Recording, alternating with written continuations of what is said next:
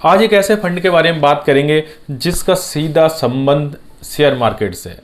आज हम बात करेंगे इक्विटी म्यूचुअल फंड के बारे में। ये इक्विटी म्यूचुअल फंड क्या होता है, किस तरीके से इसमें मार्केट में पैसा लगाते हैं, इसकी समय अवधि क्या रहती है और रिटर्न्स कैसे मिलते हैं, जोखिम कितना रहता है, प्रॉफिट कितना इसमें मिल सकता है। तो आज हम इन्हीं सारी चीज़ों पर बात करने वाले हैं। सो आइए चलते हैं। नमस्कार दोस्तों, मैं हूं शैलेंद्र और स्वागत है आपका मार्केट मिस्ट्री चैनल पे। आज बात करेंगे इक्विटी म्यूचुअल फंड के बारे में। ये इक्विटी म्यूचुअल फंड क्या होते हैं और किस तरीके से काम करते हैं। जैसा कि मैंने हाल ही में आप जो स्क्रीन पे देख रहे हैं वीडियो म्यूचुअल फंड के बारे में बनाया था, अगर आपने नहीं देखा तो इस वीडियो को आप देख सकते हैं। मैंने उसमें सारे म्यूचुअल फंड के बारे में बताया था और उनके जो टाइप थे, कितने टाइप के म्यूचुअल फंड होते हैं, उनका जो पहला पार्ट था उसमें इक्विटी म्यूचुअल फंड। आज हम उसी की बात करने वाले हैं। सो इक्विटी म्यूचुअल फंड क्या होता है, इसका पैसा कैसे लगाया जाता है, ये सारी चीज़ें हम जानेंगे, तो वीडियो के अंत तक जुड़े रहें हमारे साथ। तो सबसे पहले बात करेंगे इक्विटी म्यूचुअल फंड क्या है।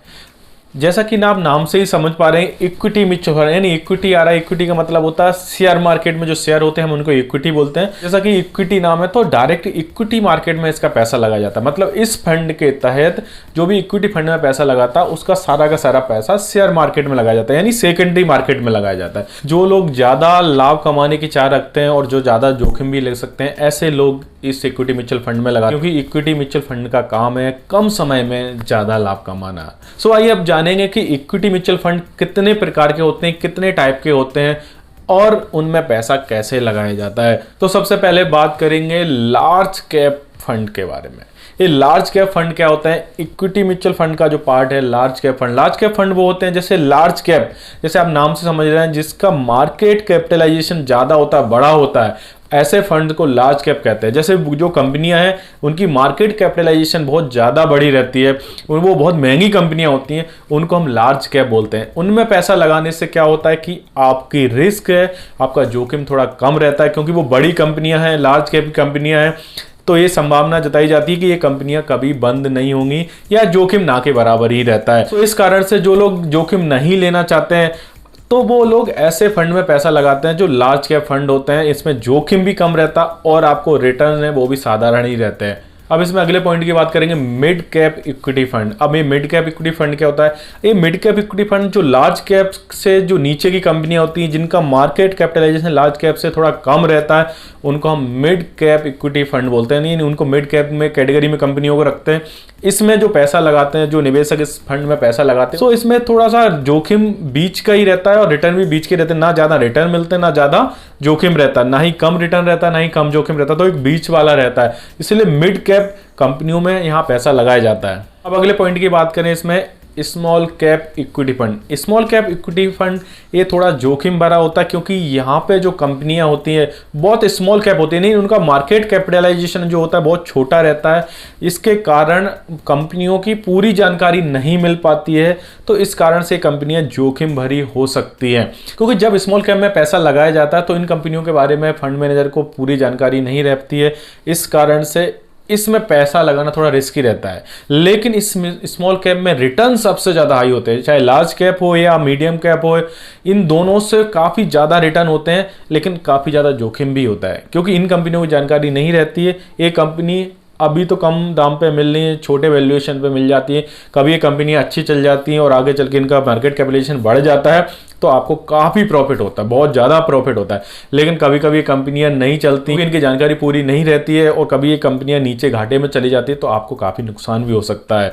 तो अगर लार्ज कैप, मिड कैप और स्मॉल कैप में अगर इक्विटी फंड की बात की जाए तो लार्ज कैप इन तीनों फंड में ज़्यादा सेफ है और स्मॉल कैप थोड़ा सा ज़्यादा रिस्की है इन तीनों कैप के हिसाब से। अब नेक्स्ट पॉइंट की बात करेंगे सेक्टर फंड। एक सेक्टर फंड, जैसा कि नाम आप नाम से ही समझ पा रहे हैं, किसी विशेष सेक्टर के लिए फंड बनाया गया। ये सेक्टर इक्विटी फंड जो है किसी एक विशेष सेक्टर को मद्देनजर रखे इसमें पैसा लगाया जाता है। जैसे आप आईटी सेक्टर हो गया, फार्मा सेक्टर हो गया, फाइनेंस सेक्टर हो गया, तो इस तरीके के विशेष किसी एक सेक्टर में पैसा लगाया जाता है इस फंड के तहत। मतलब अगर इस फंड के तहत आप निवेश करते हैं म्यूचुअल फंड में, तो आपका पैसा किसी एक विशेष सेक्टर में लगेगा। जैसे आप बोलते हैं कि आईटी सेक्टर का फंड में लगाना, तो आपका पैसा पूरा का पूरा आईटी सेक्टर में ही लगेगा या ज़्यादा से ज़्यादा भाग आईटी सेक्टर में लगेगा। सेक्टर फंड में थोड़ा सा जोखिम ज़्यादा रहता है क्योंकि एक विशेष सेक्टर में पैसा लगाया जाता है।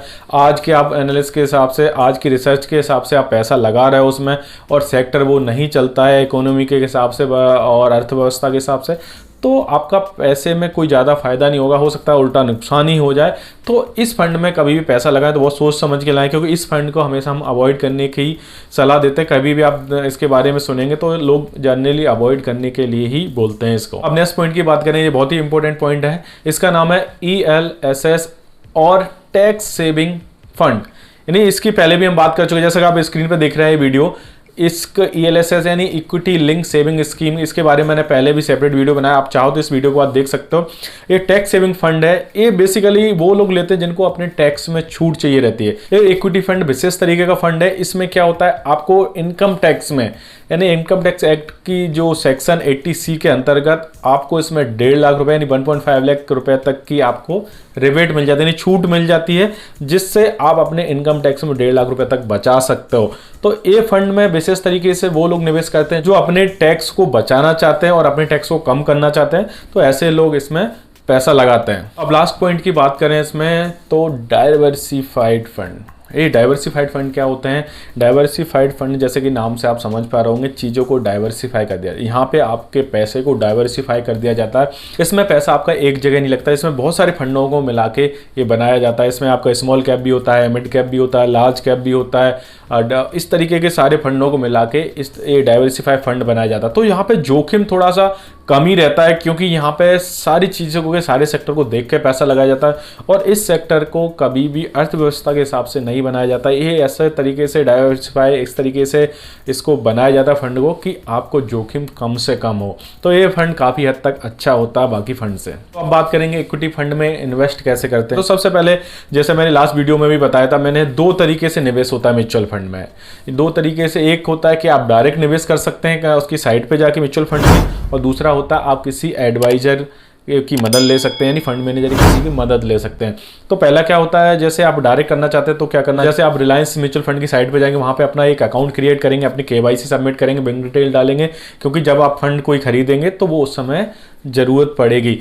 तो इस तरीके से आप डायरेक्ट फंड ले सकते हैं। इसमें सबसे अच्छी बात जो आपको फ़ायदा होता है वो ये फ़ायदा होता है कि आपको किसी फंड मैनेजर को, किसी एडवाइज़र को आपको फीस नहीं देनी पड़ती, क्योंकि इसमें पूरा जोखिम, पूरी समझ आपकी रहती है। अगर आप कोई फंड पिक कर रहे हैं तो आप यहाँ पे अपने समझ, अपने तरीके से, अपनी रिसर्च करके कोई भी फंड खरीद सकते हैं, अच्छे लाभ भी कमा सकते हैं, और साथ ही साथ आप इसको जो देने वाली फीस होती है म्यूचुअल फंड को, वो नहीं देनी पड़ेगी। तो ये काफ़ी अच्छा हो सकता है अगर आपको स्टॉक मार्केट की थोड़ी समझ है। अगर आपको समझ नहीं है और आप नए नए स्टॉक मार्केट में आए हैं, आप मेरे पहली बार म्यूचुअल फंड खरीदना चाहते हैं, तो आप किसी एडवाइजर की, यानी फंड मैनेजर की सलाह ले सकते हैं, क्योंकि अगर आप किसी प्रोफेशनल की सलाह लेंगे तो आपको एक जोखिम नहीं रहेगा। दूसरा, आपको एक अच्छा लगेगा कि मैं किसी प्रोफेशनल से अपना फंड मैनेज करवा रहा हूँ, और इसके साथ साथ आप चीज़ों को सीख भी सकते हैं। सो अब बात करेंगे इक्विटी फंड के लाभ क्या है, यानी बेनिफिट्स क्या है इक्विटी फंड के।